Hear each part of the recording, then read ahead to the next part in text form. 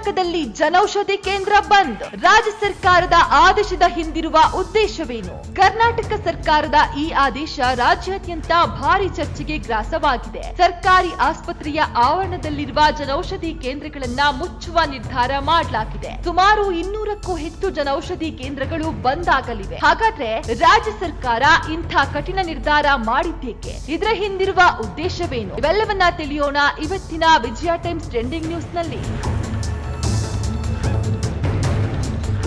2015ರಲ್ಲಿ BJP ನೇತೃತ್ವದ NDA ಸರ್ಕಾರ ದೇಶಾದ್ಯಂತ ಪ್ರಾರಂಭಿಸಿರುವ ಪ್ರಧಾನಮಂತ್ರಿ ಜನೌಷಧಿ ಕೇಂದ್ರ ಕರ್ನಾಟಕದಲ್ಲಿ ಬಂದ್ ಆಗಲಿದೆ. ರಾಜ್ಯಾದ್ಯಂತ ಸರ್ಕಾರಿ ಆಸ್ಪತ್ರೆಯ ಆವರಣದಲ್ಲಿರುವ ಜನೌಷಧಿ ಕೇಂದ್ರಗಳನ್ನ ಬಂದ್ ಮಾಡಲು ರಾಜ್ಯ ಸರ್ಕಾರ ಆದೇಶ ಹೊರಡಿಸಿದೆ. ಈಗಾಗಲೇ ಕೆಲವು ಕಡೆಗಳಲ್ಲಿ ಜನೌಷಧಿ ಕೇಂದ್ರಗಳನ್ನ ಬಂದ್ ಮಾಡಲಾಗಿದೆ. ಈ ಬಗ್ಗೆ ಆರೋಗ್ಯ ಮತ್ತು ಕುಟುಂಬ ಕಲ್ಯಾಣ ಇಲಾಖೆಯ ಸರ್ಕಾರದ ಅಧೀನ ಕಾರ್ಯದರ್ಶಿ ಶ್ರೀಪತಿ ಪಿಕೆ ಅವರು ಆದೇಶ ಹೊರಡಿಸಿದ್ದಾರೆ. ಇನ್ನು ಹೊಸದಾಗಿ ಬಂದಿರುವ 31 ಜನೌಷಧಿ ಕೇಂದ್ರದ ಅಪ್ಲಿಕೇಶನ್ ಅನ್ನ ಈಗಾಗಲೇ ರಿಜೆಕ್ಟ್ ಮಾಡಲಾಗಿದೆ. ಜೊತೆಗೆ ಈಗಿರುವ ಸರ್ಕಾರಿ ಆಸ್ಪತ್ರೆಯಲ್ಲಿರುವ 200ಕ್ಕೂ ಹೆಚ್ಚು ಜನೌಷಧಿ ಲೈಸೆನ್ಸ್ ಮುಗಿದರೆ ಅದನ್ನ ಬಂದ್ ಮಾಡಬೇಕು. ಜೊತೆಗೆ ಈ ಜನೌಷಧಿ ಕೇಂದ್ರದ ಲೈಸೆನ್ಸ್ ನ ರಿನಿವಲ್ ಕೂಡ ಮಾಡೋದಿಲ್ಲ ಅಂತ ಸ್ಪಷ್ಟಪಡಿಸಿದ್ದಾರೆ.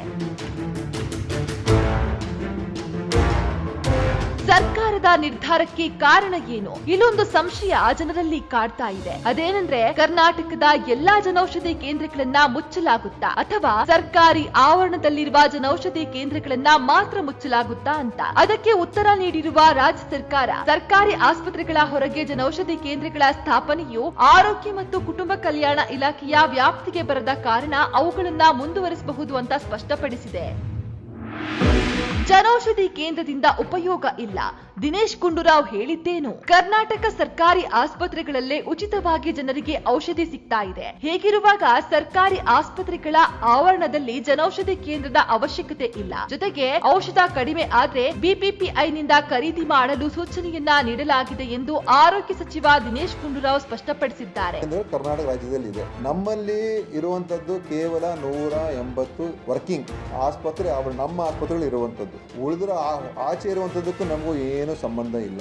ಸೊ 1400ರಲ್ಲಿ 1200 ಅವ್ರಿಗೆ ಏನು ಸಮಸ್ಯೆ ಇಲ್ಲ, ಆಯ್ತಾ, ಅವ್ರು ಮಾಡ್ಕೊಂಡು ಹೋಗ್ತಾರೆ. ನಮ್ಮಲ್ಲಿ ಯಾಕಂತ ಹೇಳಿದ್ರೆ ನಮ್ದೊಂದು ಪಾಲಿಸಿ ಡಿಸಿಷನ್. ನಮ್ಮ ಆಸ್ಪತ್ರೆ ಆವರಣದಲ್ಲಿ ಔಷಧಿಗಳು ಮಾರಾಟ ಆಗೋದಕ್ಕೆ ಅವಕಾಶ ಕೊಡಬಾರದು, ಆಯ್ತಾ. ನಮ್ಮಲ್ಲಿ ಉಚಿತ ಔಷಧಿ ಸಿಗ್ತದೆ. ಜನೌಷಧಿಯ ಉಪಯೋಗ ಏನು? ಬೇರೆ ಮೆಡಿಕಲ್ಗಳಲ್ಲಿ ಸಿಗುವ ಮಾತ್ರೆ ಹಾಗೂ ಔಷಧಿಗಳು ಜನೌಷಧಿ ಕೇಂದ್ರಗಳಲ್ಲಿ 1/4% ಅಂದ್ರೆ ಹೊರಗಡೆ 100 ರೂಪಾಯಿಗೆ ಮೆಡಿಸಿನ್ ಸಿಕ್ಕರೆ ಇಲ್ಲಿ 10ರಿಂದ 20 ರೂಪಾಯಿಗೆ ಸಿಗಲಿದೆ. ದುಬಾರಿ ಬೆಲೆಯ ಬ್ರಾಂಡೆಡ್ ಮೆಡಿಸಿನ್ ಫಾರ್ಮುಲಾವನ್ನ ಬಳಸಿ ತಯಾರಿಸಿರುವ ಕಡಿಮೆ ಬೆಲೆಯ ಕ್ವಾಲಿಟಿ ಜೆನರಿಕ್ ಮೆಡಿಸಿನ್ ಇದಾಗಿದೆ. 2015ರಲ್ಲಿ ಈ ಯೋಜನೆಯನ್ನ ಮೋದಿ ಸರ್ಕಾರ ಜಾರಿಗೆ ತಂದು ದೇಶಾದ್ಯಂತ 10,000ಕ್ಕೂ ಅಧಿಕ ಜನೌಷಧಿ ಕೇಂದ್ರಗಳನ್ನ ಸ್ಥಾಪಿಸಿದೆ.